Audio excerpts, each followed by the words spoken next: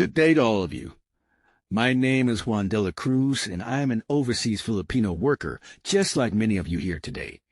I stand before you not as someone who has everything figured out, but as someone who has lived through the struggles, the sacrifices, the loneliness, and the pain that come with being an OFW. This is my story. This is our story. The pain of leaving. I still remember the day I left home.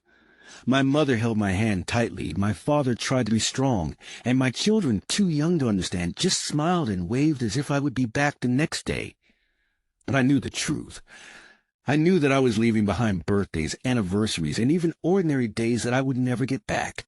I knew I was stepping into a life of hardship, far from the people I loved, just to give them a better future. The loneliness and the need for attention. Some people think we are lucky because we earn in foreign currency.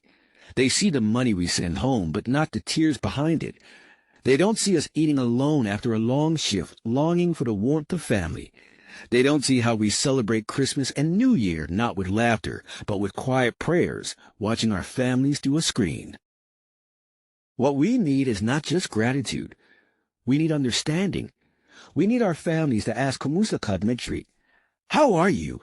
and truly listen. We need them to remember that we are human too, not just providers. The suffering abroad.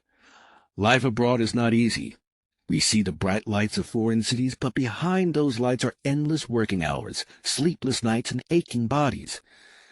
There were times I worked even when I was sick because missing a day meant losing my job. I had to endure homesickness so deep that it felt like an illness, crying silently in my room while pretending to be strong on video calls. There were times I felt invisible, just a worker, not a person. No one cared if I was tired. No one asked if I was okay. I battled discrimination, unfair treatment, and moments when I thought of giving up. But giving up was never an option. How will we overcome it? So how do we survive? We hold on. We pray.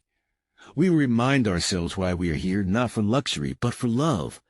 We build friendships with fellow OFWs, creating a second family in a foreign land. We celebrate small victories, find strength in video calls, and hold on to the dream that one day we will go home, not as a stranger, but as someone who made all the sacrifices worth it.